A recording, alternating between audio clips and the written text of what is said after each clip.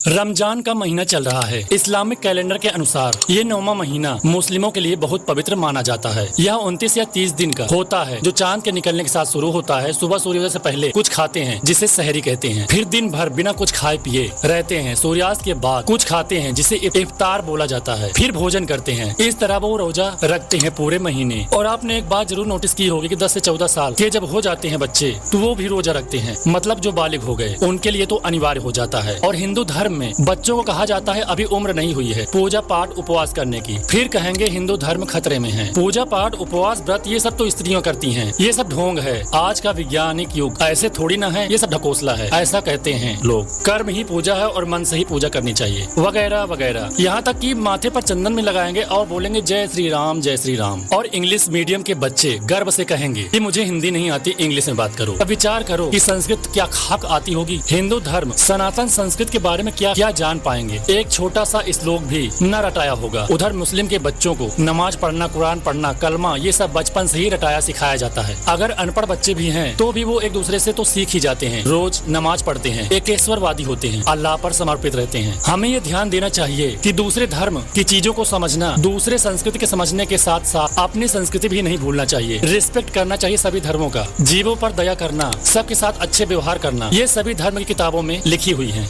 But थोड़ा सा लड़खड़ाता है तो मनुष्य की प्रकृति, मनुष्य का विचार व्यवहार, इसलिए पहले स्वयं को बदलना पड़ेगा। तो कहा गया है ना कि नीच जाति नहीं होती, बल्कि हर जाति में नीच होते हैं। और गलत को गलत बोलना, उसको दंड मिलना स्वाभाविक है। जो गलत कर्म करते हैं उसको दंड तो मिलता ही है। प्रकृति उसे नष्ट कर देती है। ईश्वर अल्लाह जीसस, जिस भी रूप में उस ईश्वर को हम मानते हैं, अब वो दैत्य किसी भी रूप में हो, गलत के साथ गलत ही होता है। चाहे रावण हो, कंस हो, औरंगजेब या अकबर हो। यहाँ तक कि तिलक लगाने में भी शर्म, मंदिर जाने में अंधविश्वास, अंधभक्ति, पूजा पाठ, व्रत उपवास करने में आडंबर, ढोंग, वेद पुराण शास्त्र पढ़ना नहीं है। एक श्लोक ठीक से याद नहीं रहता। भारत में रहते हुए भी इंग्लिश मीडियम में पढ़कर ये कहना कि हिंदी नहीं आती। हिंदी संस्कृत को हीन भाव से देखना, अपने धर्म को पूर्ण जाने बिना किसी दूसरे धर्म पर उंगली करना, ये सब क्या है। इसके बावजूद ये कहना कि हिंदू धर्म खतरे में है। खतरे में जब हम ही लोग ही उसमें प्रश्न चिन्ह लगा रहे हैं।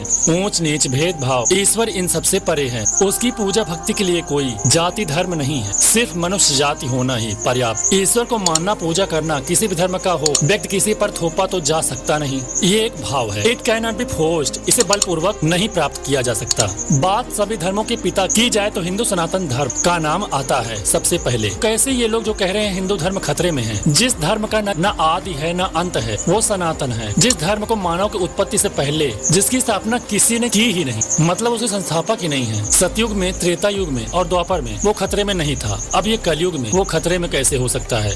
देखो प्यारे, उस छलिए कृष्ण की माया सर्वोपरि है और उसकी माया तुम क्या जानोगे। क्योंकि जब जब धर्म की हानि हुई है, तब तब उसने अपनी माया से अवतार लिया किसी न किसी रूप में। रही बात कलयुग के अंत की, तो जब धर्म की हानि होगी, कल की का अवतार होगा। और अगर जल्दी हो रहा है तो उसे भी देख कर चलेंगे। कोरोना देख लिया, राम मंदिर का निर्माण, डिजिटल भारत देख लिया, विभिन्न आपदाएं देख ही रहे हैं। हर जगह कलयुग को बढ़ता ही जा रहा है और देख भी रहे हैं, तो अवतार भी देख कर ही चलते हैं। फिर उस मायावी कृष्ण की बनाई दुनिया, हम कहें धर्म खतरे में, तो वासुदेव कृष्ण की शक्तियों संदेह कर रहे हैं। जब वो अकेला महाभारत खत्म कर सकता है, तो विचार करो प्यारे, हम आप तो तुच्छ मनुष्य हैं। सब उसकी बनाई हुई माया नगरी है और माया जाल है। प्रत्येक मनुष्य अपना रोल प्ले कर रहे हैं। अपना अभिनय करो और चलते बनो। मेरा रोल तो यही था, मैं आपको ऐसी बोरिंग सी लेक्चरबाजी करूं और आप उसकी गहराई में जाकर विचार करो। इतना भी डिफिकल्ट नहीं है आध्यात्म का चैप्टर। अब ये नहीं कह रहा मैं आप तुरंत मंदिर घंटी बजाने लगो, माथा रंग कर अगरबत्ती सुलगाओ।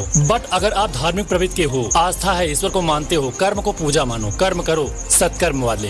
हर जगह संसार को अंतर की दृष्टि से देखना शुरू कर दो। फिर कौन सा आपको यहाँ युगों तक रहना है। 40-50 साल की जिंदगी तो बितानी है। दिखावटी दुनिया से ऊपर उठकर रियलिटी फील करो। अपने जिस जिस भी धर्म के मानते हो, उस धर्म को एब्जॉर्ब, उसको समझो। जब हम कोई चीज समझते हैं, तब तर्क करने की क्षमता उत्पन्न हो जाती है। हिंदू हो तो अपने धर्म की पुस्तकों को, अपने संस्कृति को एनालिसिस करिए। मुस्लिम समुदाय से हैं तो कुरान और भी जो चीजें हैं उसी वे से गुजरती हैं, वो समझिए। विज्ञान क्या करता है, वो भी विशेष प्रकार की चीजों को एनालिसिस करता है, फिर क्वेश्चन करता है। तो वही क्यों, क्या, कब, इसी का उत्तर मिलेगा। अगर हम बाहर ना जाकर पहले अंदर ढूंढे तो मिलेगा वो चीज जिसकी तलाश हम लोग कर रहे हैं, और ये सब स्वयं करना होगा। वैसे ये चैप्टर लंबा खिंच रहा है और कुछ आपके माइंड से बाउंस हो रहा होगा, सो इस वीडियो को यहीं तक रखते हैं। फिलहाल कुछ लोग कमेंट्स में अच्छी अच्छी बातें लिख देंगे शायद, सो मेरे को जो अच्छा लगा मैंने बताई अपने विचार से। अब आपका विचार क्या कहता है? क्या आप मेरे विचारों से सहमत हैं? बताना जरूर। अब आप मेरे एक प्रश्न का उत्तर जरूर देना कि मेरे जो हिंदू भाई लोग हैं, क्या आप महीने में या हफ्ते में व्रत उपवास रखते हैं, और कितने मुस्लिम भाई हैं जो रोजा रखते हैं? बताना जरूर,